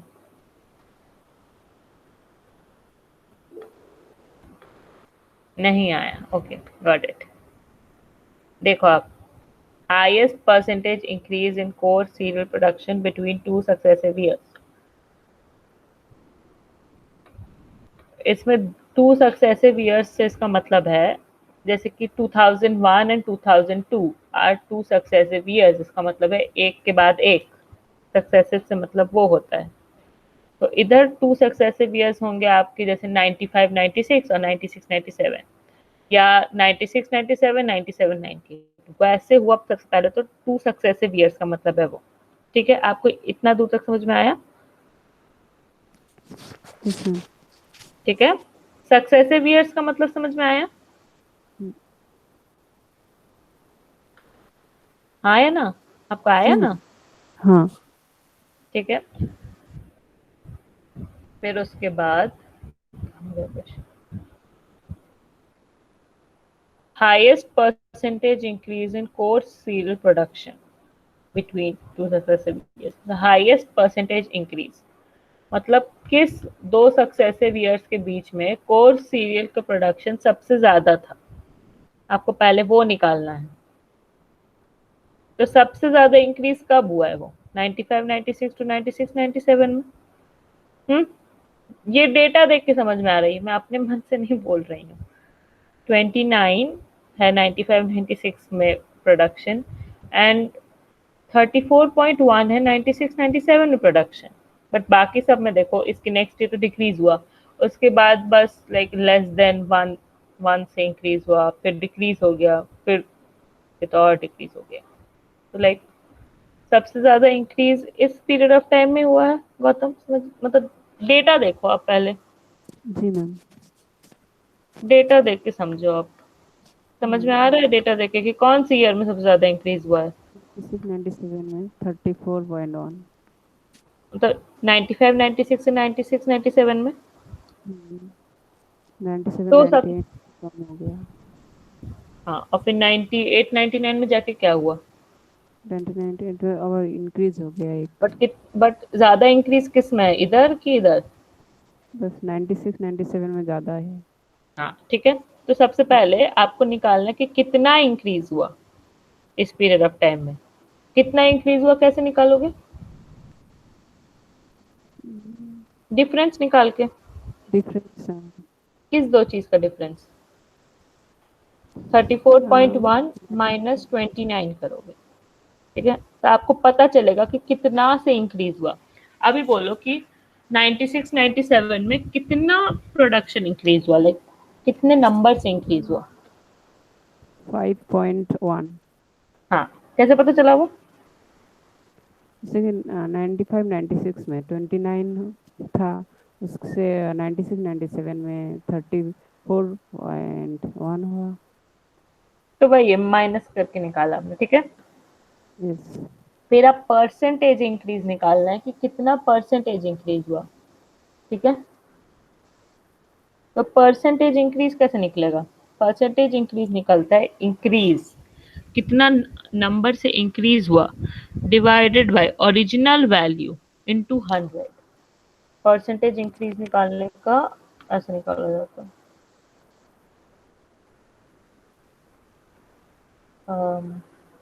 1 second.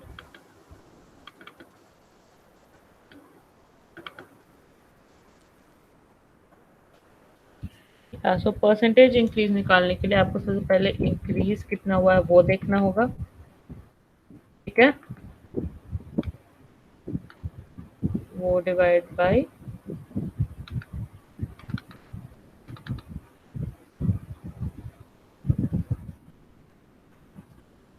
Original amount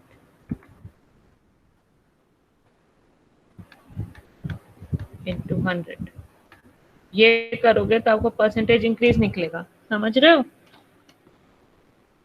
Gautam? Yes, ma'am. तो इस केस में परसेंटेज इंक्रीज मतलब आप इस फॉर्मूला में वैल्यू बैठा के बताओ मुझे क्या होगा?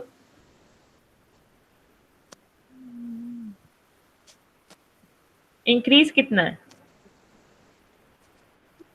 It is 34.1. इंक्रीज कितना हुआ, लाइक कितना से इंक्रीज हुआ है? 100 से। हाँ मतलब 5.1 इंक्रीज हुआ है ना? हाँ। 5.1 इंक्रीज हुआ। Yes. और ओरिजिनल अमाउंट क्या था? ओरिजिनल अमाउंट से मतलब है, 29. हाँ ये समझ गए आप, गुड। बाय 29 इंटू 100, ये परसेंटेज निकालना है, तो ये 17 पॉइंट कुछ आएगा, 17 मान के चलता है, डेसिमल तक मैं नहीं जा रही। अब बोला है क्वेश्चन में, देखो अब आगे क्वेश्चन में क्या दिया हुआ है। Over the period was higher than the same figures for pulses. Same figures से उसका मतलब है same period of time में same चीज का percentage, same period of time में pulses का इंक्रीज हुआ। कितना इंक्रीज हुआ गौतम? 1.9 इंक्रीज हुआ सेम पीरियड ऑफ टाइम में। 12.3 से 14.2 हुआ, तो पल्सेस का इंक्रीज था 1.9। तो परसेंट, हाँ क्या किसने कुछ बोला क्या? सॉरी मैम, मेरे पास दोस्त था तो फटक से आके बातें की इसीलिए। Okay okay, it's okay. So आपको समझ में आ रहा है कितना इंक्रीज हुआ?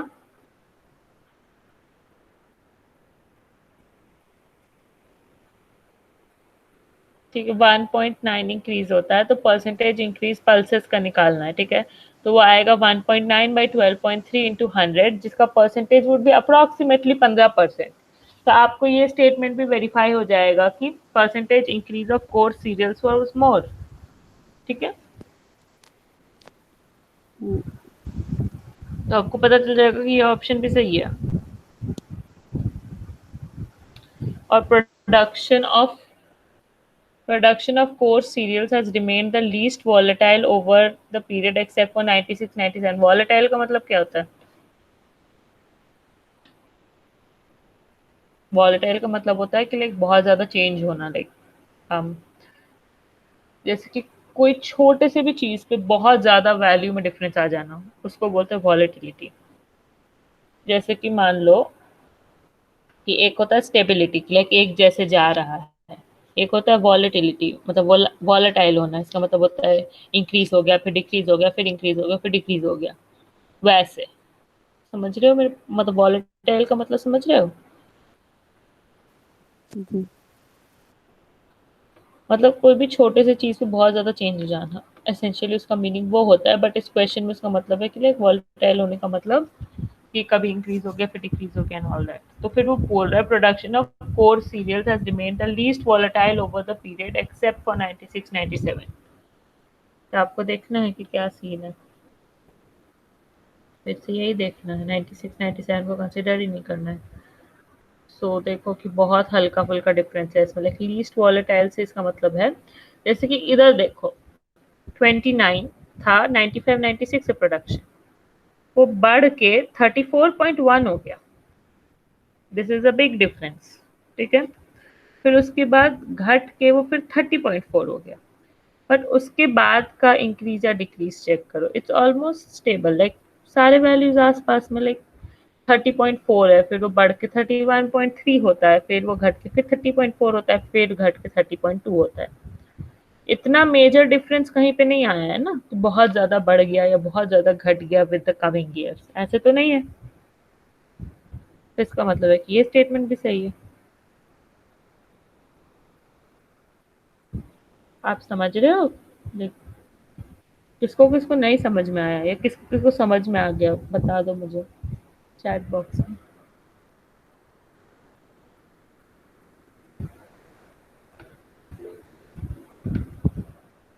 अंडरस्टूड। ओके गौरी, किसको किसको नहीं समझ में आया या जिसको भी समझ में आया कुछ भी लिख दो चैट बॉक्स में। आयुष, अब कबीर आपको क्या पूछना था अब आप बताओ।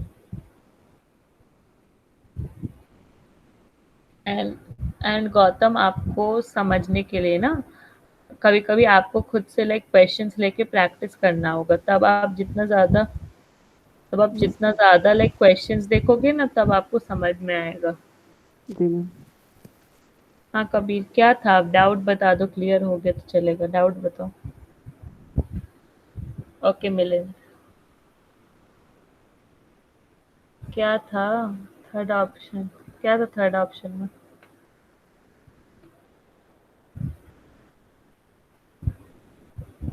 Okay, so I would need a little more clarity.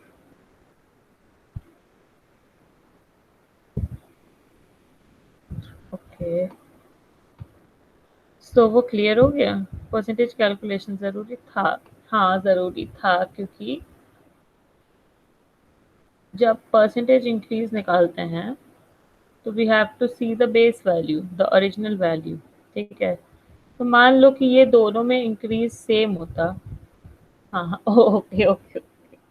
हाँ, सो जिसको नहीं समझ में आया उसके लिए, मान लो कि इंक्रीज दोनों में सेम होता ना, तब भी परसेंटेज में डिफरेंस होने का चांस होता है, क्योंकि the base value, the original amount would be different. इसीलिए जो क्वेश्चन में पूछा है वो निकालते हैं।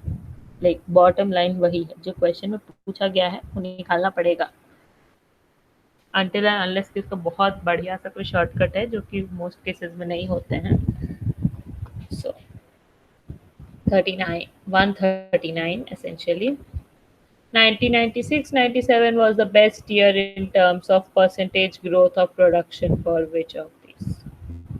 बस आपको वही निकालना है, सबका परसेंटेज। समझ रहे हो? ये वाला तो क्वेश्चन डायरेक्ट है।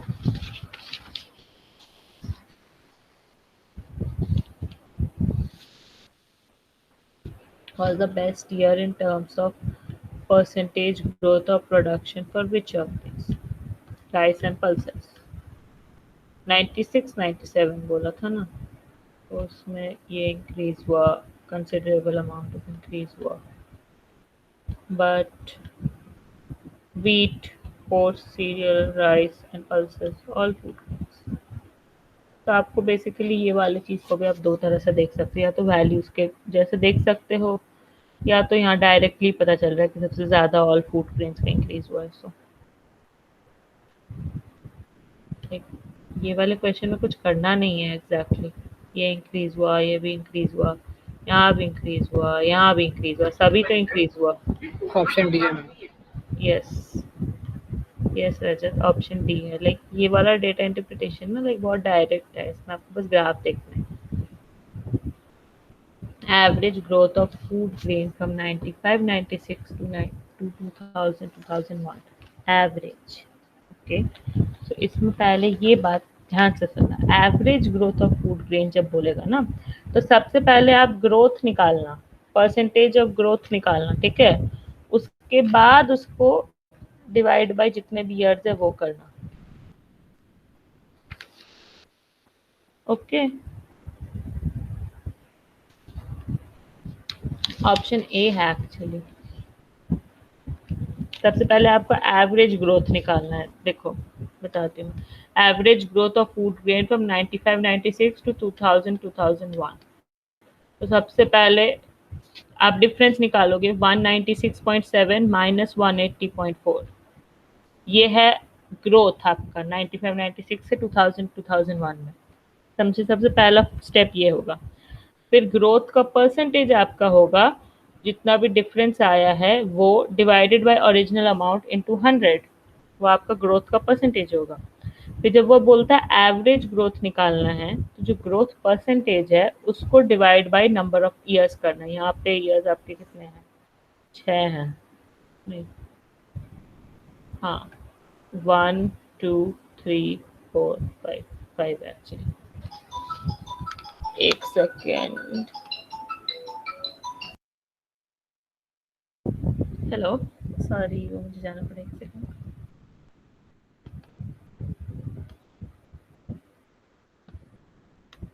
ये वाले क्वेश्चन में एंड में क्या करना है आपको समझ में आया है कि मैं जैम बोर्ड पे दिखाऊं?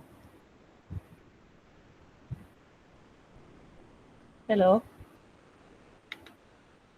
आवाज आ रही है? जी मैम आ रही है। Yes ma'am. मैं एक बार जैम बोर्ड पे दिखाती हूँ। सबसे पहले आपको इंक्रीज निकालना है, ठीक है? So essentially the increase is, मुझे जैम बोर्ड पे टाइप करना बिल्कुल अच्छा नहीं लगता। इंक्रीज इक्वल्स, हाँ, increase, I think it was something like 196.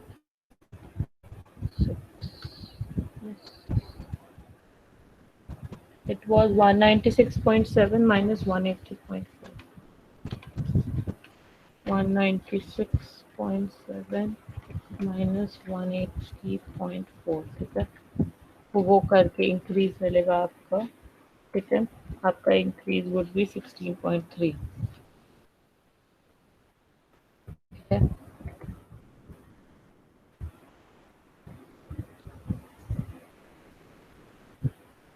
हम आपका एवरेज वो कैसे आ गया? एक सेकेंड में आपको दिखा रही हूँ, आप देखो, ठीक है? इंक्रीज ये है, फिर उसके बाद आपको, आप क्या, किस चीज का एवरेज निकाले आयुष?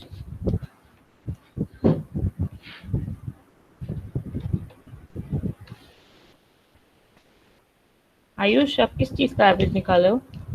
पहले आपको सबसे पहले ग्रोथ का परसेंटेज निकालना है, ठीक है? तो ग्रोथ परसेंटेज कैसे निकलता है? Growth percentage is equal to increase by original amount into 100 भी होता है।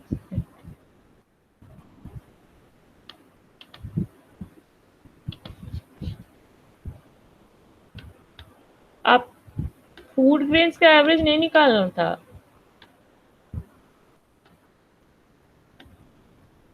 ये देखो, फूड ग्रेन्स का एवरेज निकालना है, average growth of food grain निकालना है।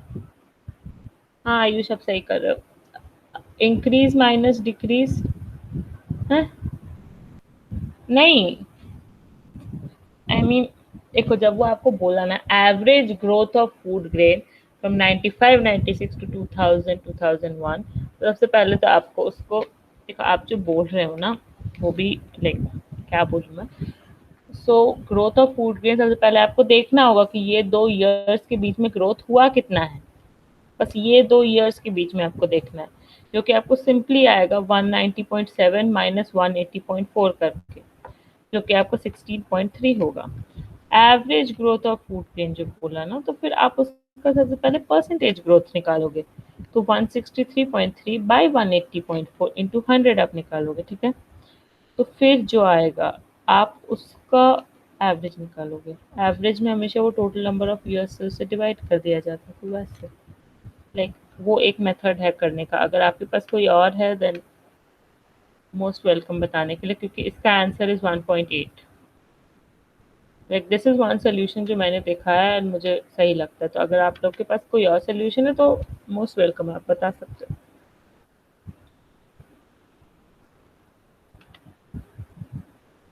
किसी ने वो ट्राई किया है करके देखने का, सारा जगह का इंक्रीज निकाल के फिर उसको डिवाइड बाय 5 करके? डिवाइड बाय 5 एसेंशियली, क्योंकि ये 1 साल हुआ, ये दूसरा साल, ये तीसरा साल, ये चौथा साल और ये 5वां साल, ठीक? 95 96 टू 96 97 के बीच में 1 साल, 96 97 टू 97 98 के बीच में दूसरा साल, 97 98 मतलब वैसे ही करके। अब आप मुझे बताओ किसको किसको नहीं समझ में आ रहा है, लाइक आप चाहते हो कि मैं कुछ और एक्सप्लोर करूं ऑप्शन इस क्वेश्चन के लिए? आपने 16.3 के साथ क्या किया बाद में? पहले मैंने परसेंटेज ग्रोथ निकाला, percentage growth like 16.3 by 180.4 into 100। हाँ हाँ ओके। फिर उसका लाइक एवरेज निकाला। देखो आपके पास एक और ऑप्शन है, बट उसे सही आंसर आएगा कि नहीं वो मैंने कभी ट्राई नहीं किया है।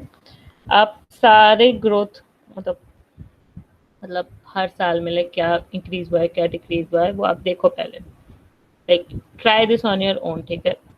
ये नेक्स्ट क्लास में when we meet we can discuss this. मैं एक और मेथड बोल रही हूँ, ये मैंने कभी खुद से ट्राई नहीं किया है क्योंकि मेरे लिए the first one used to work. तो एक चीज आप ट्राई कर सकते हो, आप हर साल में देखो इंक्रीज कितना हो रहा है डिक्रीज कितना हो रहा है। इंक्रीज का मतलब है पॉजिटिव साइन होगा, डिक्रीज का मतलब है नेगेटिव हो रहा है। तो वो हर साल का निकालो आप एंड फिर आप उसका एवरेज निकालो, समझ रहे हो? लाइक ऐसे कि फर्स्ट ईयर में आपका इंक्रीज वुड बी 19, वो पॉजिटिव है। फिर उसके बाद डिक्रीज हुआ है 2.2, तो -2.2। मैंने पहले बोल रही हूँ मैंने कभी किया नहीं है, तो आई एम नॉट श्योर इसका आंसर सही आएगा कि नहीं। फिर थर्ड ईयर का आप देख सकते हो, वैसे करके आप देखो, अगर आपको वैसे इजीली मिल जाता है तब तो और बढ़िया है। फिर थर्ड में इंक्रीज है 11.4, फिर फोर्थ में भी इंक्रीज हो रहा है 5.2 इंक्रीज हो रहा है फोर्थ में, एंड फिफ्थ में डिक्रीज हो रहा है।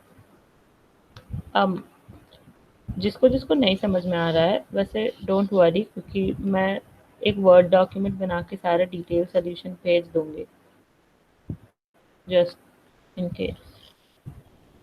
सो लाइक कोई भी एक जल्दी से मुझे एक करके बताओ, क्या रुको मैं, तब तक आपको कोई और डाउट है तो प्लीज बता दो मुझे, तब तक मैं ये वाला आंसर एक बार वेरीफाई कर रही हूँ। हम किसी को कुछ बोलना है?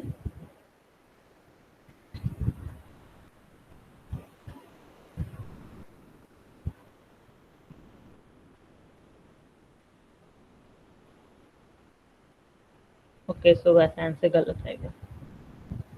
जस्ट से तो देखो, जब एवरेज ग्रोथ बोलता है ना, तो जब वो एवरेज ग्रोथ पूछा ना तो उसी से समझ में आ गया कि they were talking about the percentage. समझ रहे हो मेरी बात को? क्योंकि एक और मेथड होता है, अगर आप इसे लाइक लेमन टाइप का समझोगे तो average growth can also mean यहाँ पे इंक्रीज हुआ या डिक्रीज हुआ, ये सब का लाइक ये सब के वैल्यूज न्यूमेरिकल वैल्यूज निकाल के फिर उसका एवरेज निकालना। बट मैंने अभी जस्ट वो ट्राई किया एंड अपेरेंटली आंसर गलत आता है। समझ रहे हो? तो लाइक जब एवरेज ग्रोथ बोले what you can do is पहले आप इंक्रीज निकालो एक बार में, फिर उसके बाद आपको जब इंक्रीज मिल गया है तो फिर उसके बाद आप उसका इंक्रीज का परसेंटेज निकालो एंड फिर परसेंटेज को डिवाइड बाय 5 है, जितना भी वॉल्यूम मतलब जितना भी नंबर है वो वाला करो। बस लाइक इसमें 5 ईयर्स है तो डिवाइड बाय 5 करना है। आप में से कितनों को नहीं समझ में आया? कबीर आपको समझ में आया? जी मैं समझ गया। राउंड ऑफ करने के बाद आता है ना 1.8। हाँ, बट आपको उतना दूर तक लाइक हाँ हाँ 2 डेसिमल तक जाओगे तो ओके समझ गया। एक आप लोग एक काम कर सकते हो, try to do this, okay? एक second,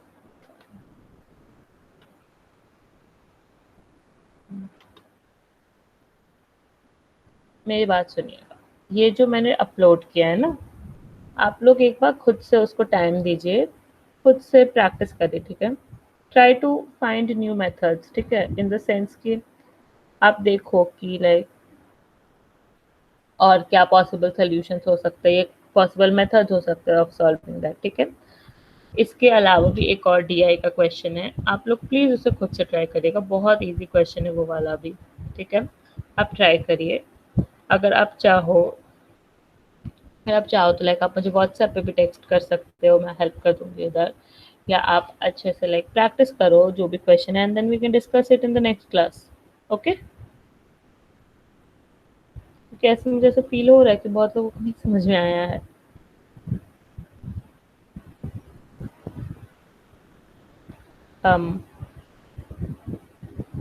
yes, no, anything? Okay, so please आप लोग खुद से ट्राई करिएगा। समझ रहे हैं आप लोग?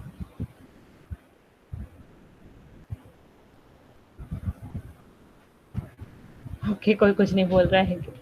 I get it. लेट भी हो गया है बहुत, तो आज के लिए यही करते हैं। नेक्स्ट क्लास तक आई होप मैं आप आयुष, आपको कुछ बोलना है? ओके, ठीक है। नेक्स्ट क्लास तक आई ट्राई टू अपलोड इसका डिटेल सोल्यूशन, आप लोग उसको भी रेफर कर लेना, एंड फिर हम लोग फिर से ये सारी चीज़ों को डिस्कस करेंगे। ओके, एंड जब भी नेक्स्ट मॉक होना, सो आई गेट इट कि इस बार का थोड़ा मॉक में क्वेश्चंस का कुछ ग्लिच था, मैंने भी चेक किया, कुछ लाइक क्वेश्चंस मिसिंग थे एंड ऑल दैट कुछ था।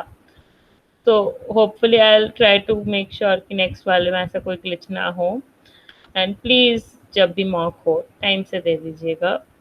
वो it's all about the pressure of giving that mock, क्योंकि जब आप खुद से बाद में दोगे ना, तो वो प्रेशर नहीं रहेगा कि मुझे इतने टाइम में कंप्लीट करना है या जो भी।